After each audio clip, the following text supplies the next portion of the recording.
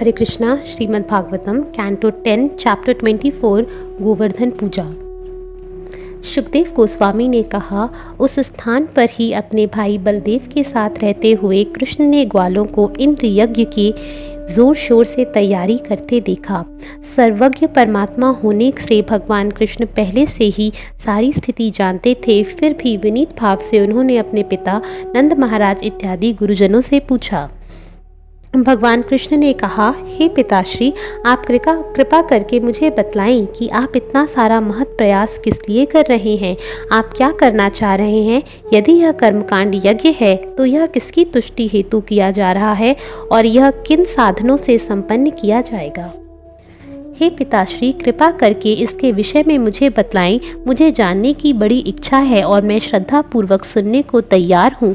जो अन्यों को अपने तुल्य मानते हैं, जिनमें अपनी तथा पराई का भेदभाव नहीं है और जो यह नहीं विचार करते कि कौन मित्र है, कौन शत्रु है और कौन उदासीन है, ऐसे संत पुरुषों को कुछ भी छिपाकर नहीं रखना चाहिए। जो उदासीन निरपेक्ष होता है उससे शत्रु की तरह बचना चाहिए, किंतु मित्र को अपने ही समान समझना चाहिए।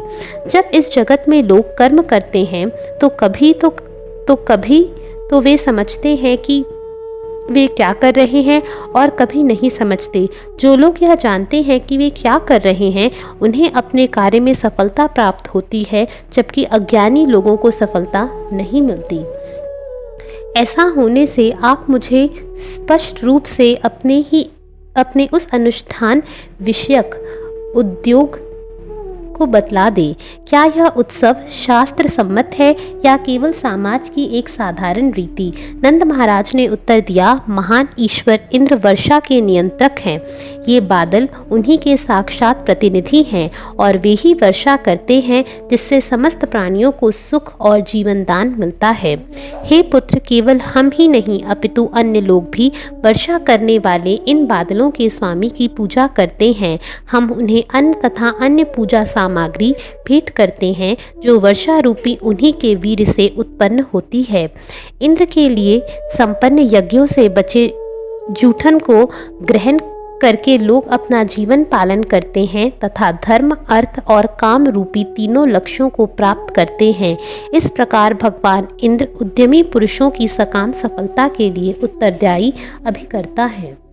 यह धर्म स्वस्थ परंपरा पर आश्रित है। जो कोई काम, शत्रुता, भय या लोभवश इसका बहिष्कार करता है, उसे निश्चय ही सौभाग्य प्राप्त नहीं हो सकेगा। सुखदेव गोस्वामी ने कहा, जब भगवान केशव कृष्ण ने अपने पिता नंद तथा व्रज के अन्य गुरुजनों के कथनों को सुना तो इंद्र के प्रति क्रोध उत्पन्न करने के उद्देश्य से उन्होंने अपने पिता को इस प्रकार संबोधित किया। भगवान कृष्ण ने कहा, कर्म से ही जीव जन्म लेता है और कर्म से ही उसका विनाश होता है। उसके सुख, दुख, भय तथा सुरक्षा की भावना का उदय कर्म के प्रभावों के रूप में होता है। यदि कोई परम नियंता हो भी जो अन्यों को उनके कर्मों का फल प्रदान करता है, तो उसे भी कर्म करने वाले पर आश्रित रहना होगा। वस्तुतः जब तक सकाम कर्म संपन्न न हो ले, तब तक सकाम कर्म फलों के प्रदाता के अस्तित्व का प्रश्न ही नहीं उठता। इस जगत में जीवों को अपने किसी विशेष पूर्व कर्म के परिणामों का अनुभव करने के लिए बाध्य किया जाता है। चूँकि भगवान इंद्र किसी तरह भी मनुष्यों के भाग्य को बदल नहीं सकते, तो उनके स्वभाव से ही उत्पन्न होता है, तो फिर लोग उनकी पूजा क्यों करें? प्रत्येक व्यक्ति अपने ही बद्ध स्वभाव से अधीन है और उसे उस स्वभाव का ही पालन करना चाहिए। देवताओं, असुरों तथा मनुष्यों से युक्त यह संपूर्ण जगत जीवों के बद्ध स्वभाव पर आश्रित है। चूँकि कर्म के ही फलस्वरूप बद्ध जीव उच्च तथा निम्न श्रेणी के विविध शरीरों को स्वीकार करता है और फिर त्याग देता है, अतएव यह कर्म उसका शत्रु, मित्र तथा निरपेक्ष साक्षी है, उसका गुरु तथा ईश्वर है। अतएव मनुष्य को चाहिए कि वह कर्म की ही ठीक से पूजा करे। मनुष्य को अपने स्वभाव के अनुरूप स्थिति में बने रहना चाहिए और अपने ही कर्तव्य का निर्वाह करना चाहिए। निसंदेह जिससे हम अच्छी तरह रह सकते हैं, वही वास्तव में हमारा पूज्य अर्चा विग्रह है। जो वस्तु वास्तव में हमारे जीवन का निर्वाह करती है, यदि हम उसे छोड़कर अन्य वस्तु की शरण ग्रहण करते हैं तो भला हमें असली लाभ कैसे प्राप्त हो सकता है। हम उस कृतज्ञ स्त्री की भांति होंगे जो जार पति के साथ प्रेमालाप करके कभी भी असली लाभ नहीं उठा पाती। ब्राह्मण वेदों का अध्ययन और अध्यापन करते हैं, शासक वर्ग तथा सदस्य पृथ्वी की रक्षा करते हैं, वैश्य व्यापार करके तथा शूद्र अपने से ऊंची श्रेणी के द्विजों की सेवा करके अपना जीवन निर्वाह करते हैं। वैश्य के वृत्तिपरक कार्य 4 प्रकार के माने गए हैं: कृषि, व्यापार, गोरक्षा तथा धन का लेन देन।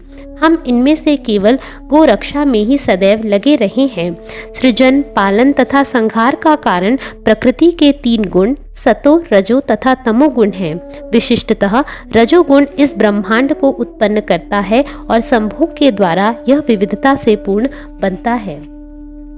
रजोगुण द्वारा प्रेरित बादल सर्वत्र अपने जल की वर्षा करते हैं और इस वर्षा से ही सारे प्राणियों की जीविका चलती है। इस व्यवस्था से भला इंद्र को क्या लेना देना। हे पिताश्री, हमारे घर ना तो नगरों में हैं, ना कस्बों में या गांवों में हैं। वनवासी होने से हम सदैव जंगल में तथा पर्वतों पर रहते हैं।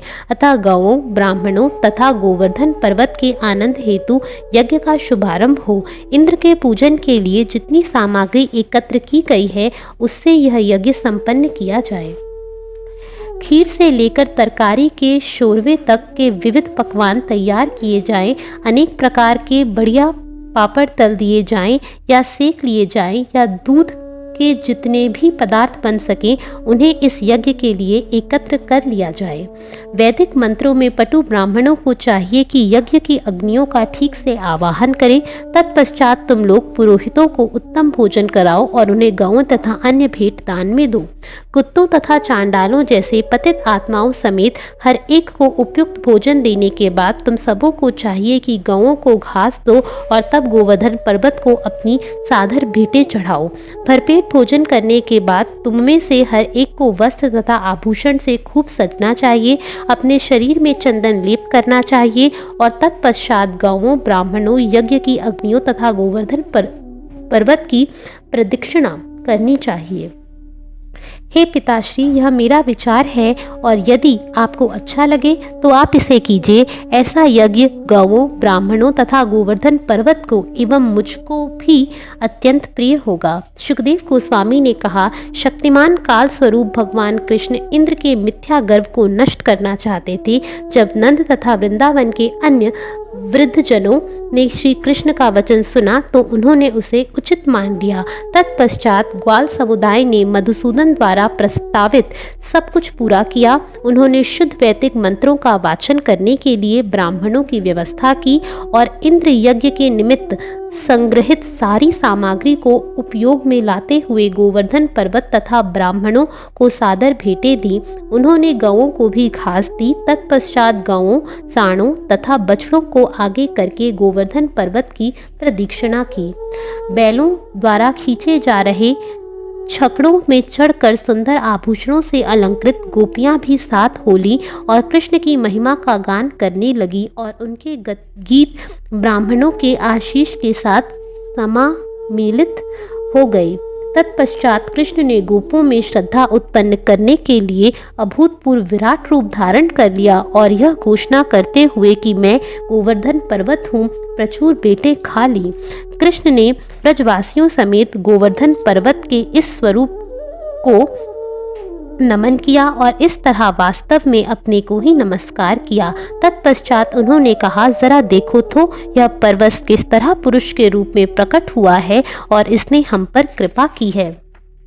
यह गोवर्धन पर्वत इच्छा अनुसार रूप धारण करके अपनी उपेक्षा करने वाले वन के किसी भी निवासी को मार डालेगा।